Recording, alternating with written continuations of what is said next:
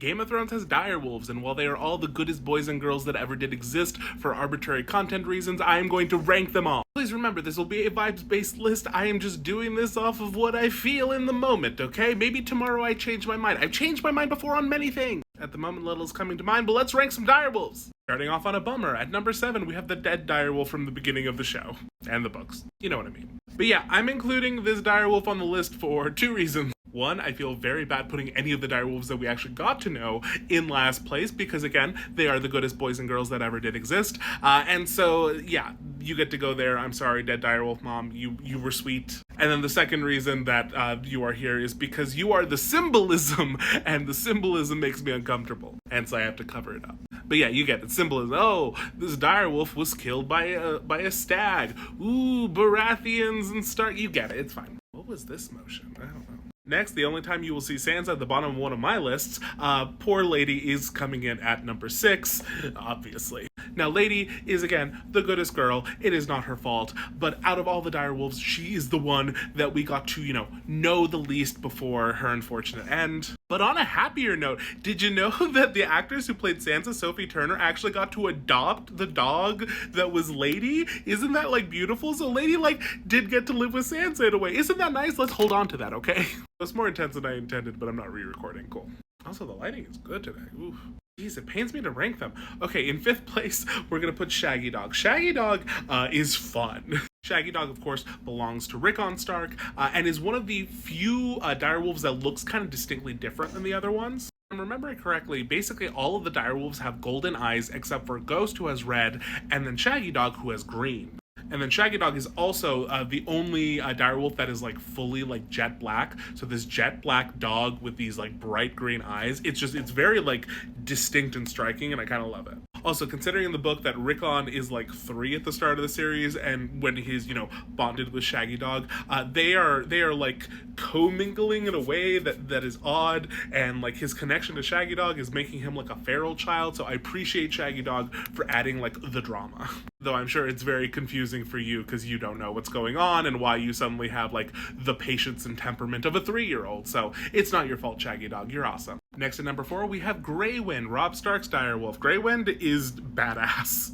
Honestly, I went kind of back and forth between whether to put Shaggydog or Greywind at number 4, but I landed on Greywind because this direwolf gets some wins under his belt. While we don't get full confirmation in the books, I think it's heavily implied that Robb Stark is kind of warging into Greywind during battle, which is why Greywind is a holy terror. And Robb is using Greywind to sow discontent and disarray and chaos in the Lannister armies, and it's really fun. Also, Greywind, you get bonus points for scaring the shit out of Jaime Lannister and making him make this expression. Fantastic. Chef's kiss. Beautiful. Okay, top 3 was very hard, and it changes all the time. At other points in time, I have said that Summer is my favorite direwolf, but today, you are at number 3. And let me explain why, because I know there's going to be some pushback in these comments. So I rank Summer very high because I love the relationship that Summer and Bran have. In my opinion, I would argue that they have the closest relationship out of any of the Stark kids and their direwolves. And honestly, this is really just by virtue of the fact that Bran is constantly skin changing into Summer. They're constantly mind melded together in a way that just all of the other ones just aren't as frequently. And this isn't to say that they never are or that they don't have, these close relationships as well, because obviously, like I just said, Robb is probably skin changing into Greywind. We know Jon skin changes into Ghost. We know Arya does into Nymeria. So we know it happens, but Bran is doing it on the nightly, constantly during the day, as often as Jojen and Mira will basically kind of let him. He is doing it, and so by virtue of that, these two are very, very close, and I just love that for them. Once again, this was so freaking hard. Okay, at number 2, I've decided I'm filming it, so it has to be. Ghost is number 2. Ghost is amazing. I love Ghost. Ghost was, of course, the runt of the litter, and also an albino direwolf, so you have the like piercing red eyes and the snow white coat. So beautiful. I love the look of Ghost. It's so distinct and so impactful. I also love their relationship with Jon Snow. Ghost and Jon Snow are really like a very good team and a great like source of comfort for each other. And I just love it that even when Jon is, you know, beyond the wall with the wildlings, as we see through basically I think all of Storm of Swords, actually, he's in Clash of Kings. Like, he's not with the wildlings yet, quite then.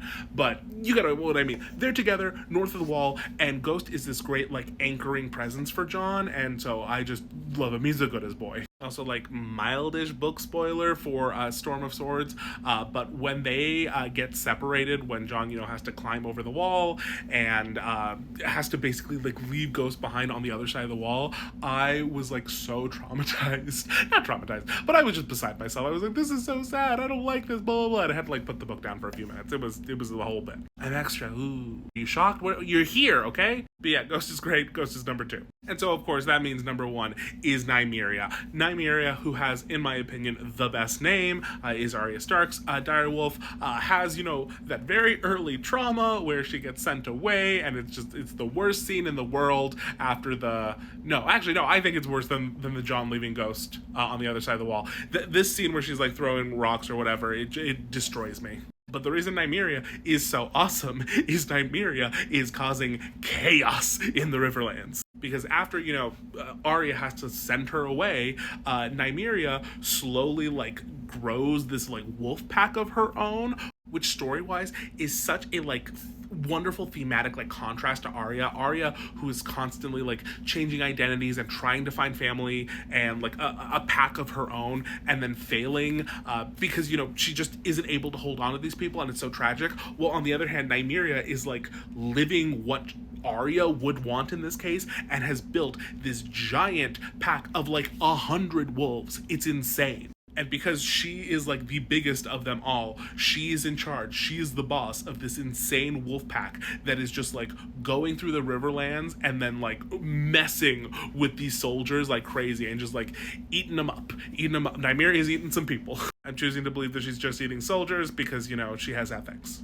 But yeah, I want Arya to come back to Westeros only just to meet Nymeria, and I want to see her with that pack, and I want them to, like, just have a beautiful moment, a bit more than the show gave us. But let me hear from you. I want to know, what are your favorite wolves? How would you order them? Yeah, let me know what you think in the comments. Okay, goodbye.